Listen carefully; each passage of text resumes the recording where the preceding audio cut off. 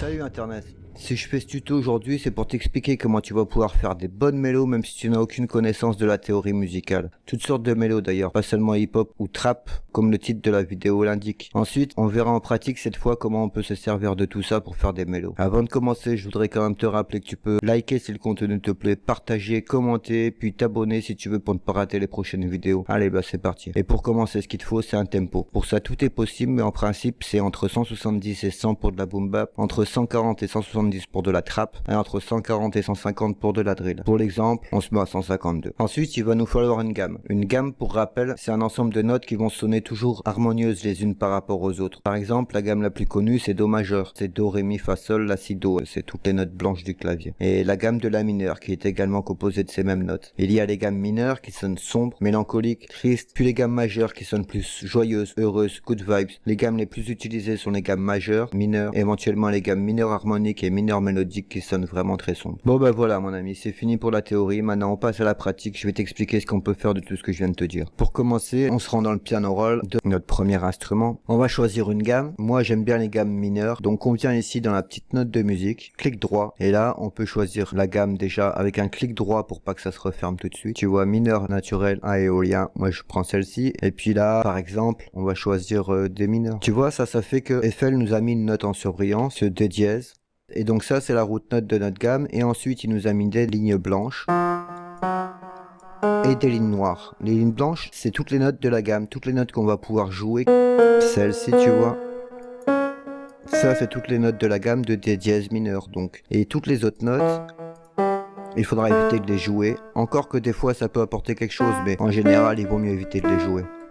D'ailleurs pour éviter de les jouer, ici si tu viens cliquer à gauche, tu vois que, regarde, on peut plus mettre de notes noires. Si j'essaye, ça marche pas, tu vois. Et on peut plus mettre de notes noires. Ça a verrouillé la gamme vraiment. Personnellement, j'aime pas trop. Je l'enlève, mais si tu veux te le mettre, t'es libre. Maintenant qu'on sait ça, on n'a plus qu'à commencer à faire une suite d'accords, par exemple. Pour faire des accords, la façon la plus facile, c'est de poser une note. Encore une fois, on est en D dièse mineur. Donc, c'est peut-être mieux de commencer par un D dièse. C'est pas obligatoire, mais c'est toujours mieux. Et puis tu sautes une ligne blanche.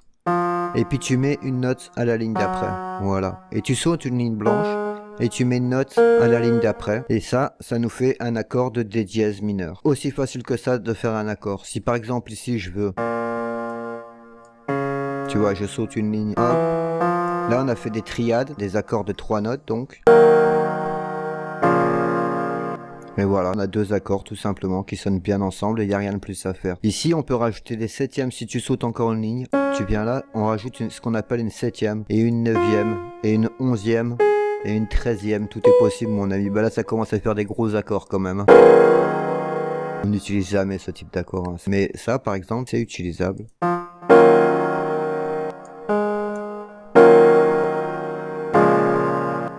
Maintenant, ce qu'on peut faire avec ce accord, c'est déjà, pourquoi pas, je sélectionne mes notes, shift-click, je les mets en bas, voilà. Tu vois, j'ai dupliqué mes notes et je les ai mises en bas. Et ici, on pourrait inverser, ce qu'on appelle faire des inversions. Tu prends cette note du haut, par exemple, et tu fais shift, flèche du bas, pour la mettre à l'octave. C'est ce qu'on appelle une inversion. Ici, on pourrait prendre celle-ci, la mettre en haut, par exemple. C'est très utilisé, très répandu, ça fait que les notes sont moins éloignées les unes des autres et donc c'est plus réaliste. Voilà, les renversements d'accords.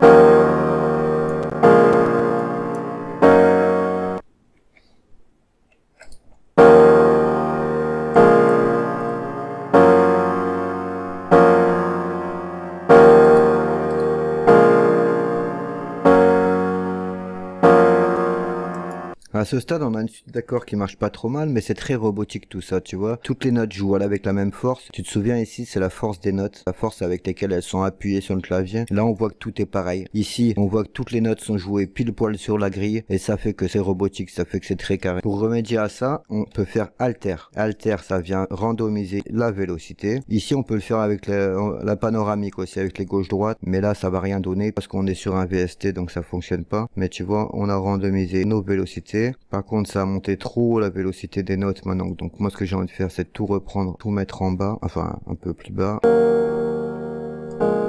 Tu vois que ça sonne déjà très différent de ce que c'était.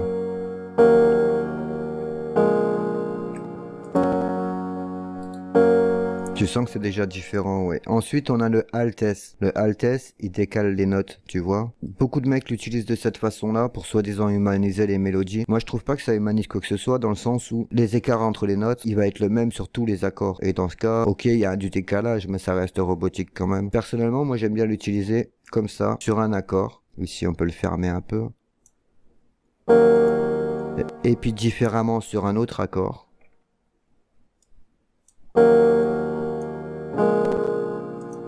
Ce que j'aime bien faire aussi, c'est décaler les accords parce que tu vois que, ok, on a fait un décalage, ça rend humain, mais la base de l'accord est toujours sur la grille. Ça, on peut le décaler. Et mine de rien, des petits changements comme ça, tu verras que ça change toute la mélodie à la fin. Ça la rend plus crédible en fait.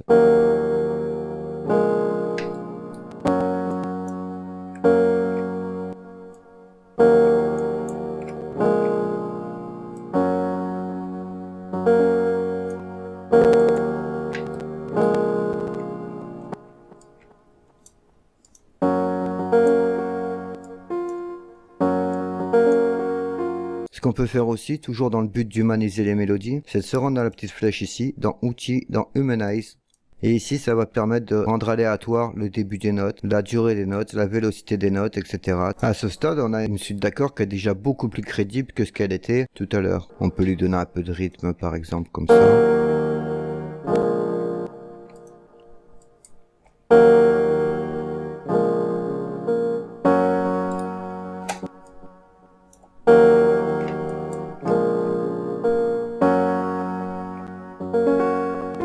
Voilà, tu vois, là, on a une suite d'accords qui est déjà beaucoup plus crédible, beaucoup plus humanisée, du coup. Ce qu'on peut faire avec ce piano, c'est aller lui mettre une petite reverb.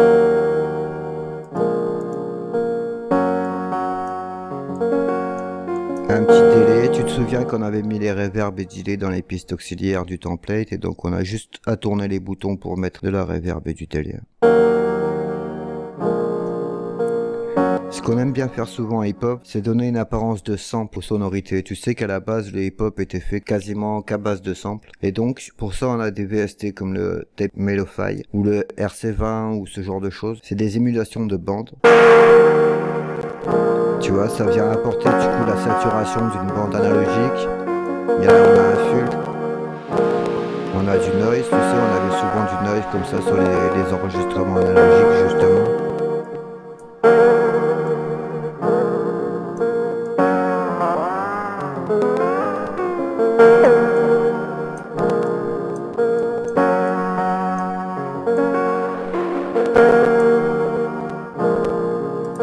Je m'excuse pour les craquements, je sais pas comment ça se fait, mais bon.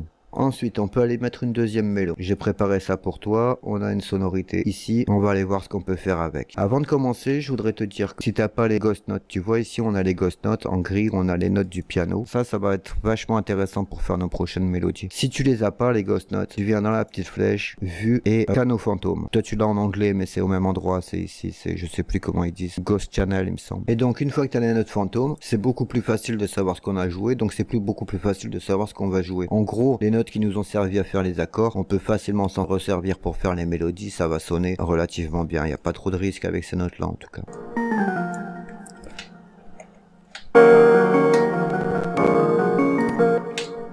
Tu vois là par exemple, ça sonne pas terrible parce que j'ai pas suivi le piano justement. Ça sonne pas faux non plus parce qu'on est resté dans la gamme, mais ça sonne pas terrible. Ce qu'on peut faire, on peut ramener ça ici.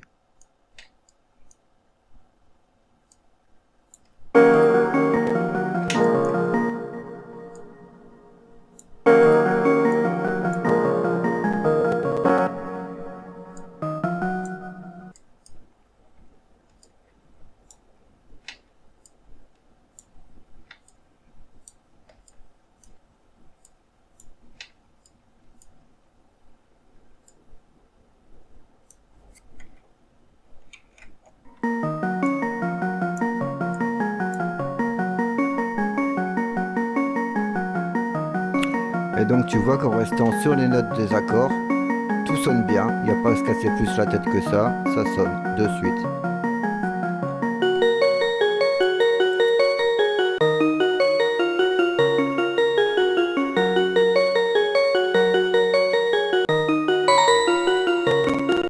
Cette mélo, on va aller la mixer un petit peu. Donc j'avais prévu un half time pour elle.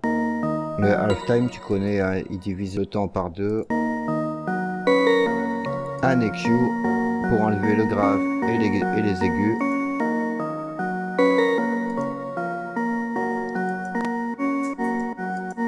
Ça, c'est intéressant de mettre des effets de sidechain comme ça, tu vois. Je sais pas si c'est le kickstart ou le gross beat ou le shaper box, tu vois. C'est des VST qui viennent faire baisser le son à un moment donné.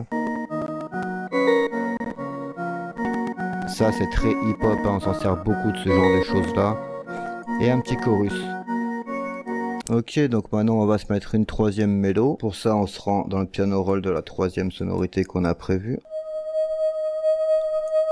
Souvent dans les hip-hop, on a des mélos qui n'ont pas besoin d'être compliqués du tout. Bah, pas forcément que dans les hip-hop, mais par exemple, si je mets une note comme ça,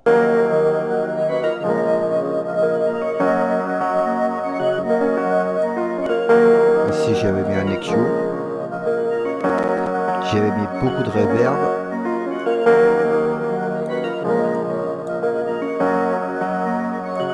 et on va faire une quatrième mélo. Je suis désolé pour les craquements, je sais pas bien ce qui se passe.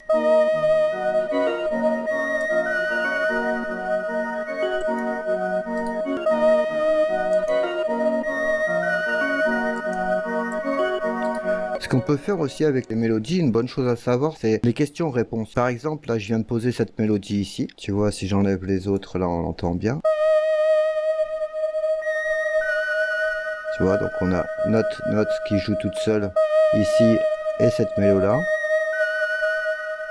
Ce qu'on pourrait faire, par exemple, c'est faire une réponse à cette mélodie en jouant quelque chose par ici, par exemple, avec une autre mélodie. Quelque chose comme ça, par exemple.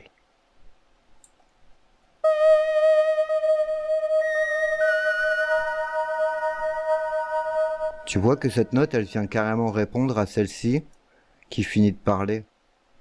Celle-ci vient répondre à celle-ci qui finit de parler, écoute ça.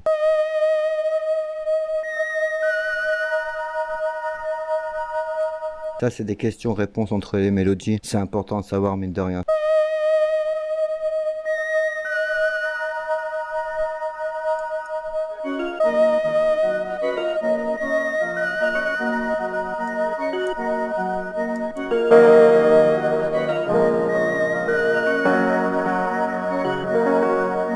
Voilà, et donc là, on a nos mélodies, on les a mixées à peu près. Je t'ai pas parlé du mix des autres sonorités, autant pour moi. Donc là, j'avais mis un EQ, toujours pareil pour enlever du grave, pour enlever des aigus sur la deuxième sonorité, hein, sur celle-ci donc.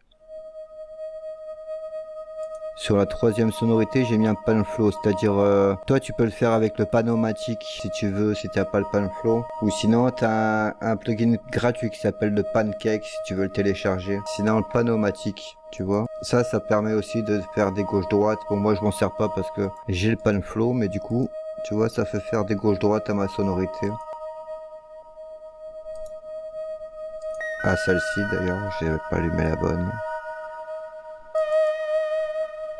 Un peu de délai, mon piano. Ensuite, ce qu'on peut faire aussi, c'est sur le bus mélo, venir rajouter des effets, comme le gross beat par exemple. Tu viens ici dans Momentary. Tu peux mettre du halftime.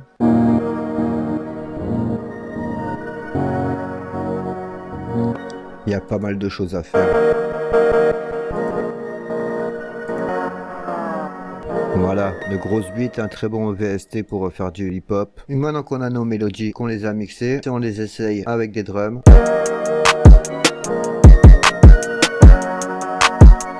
Avec une basse.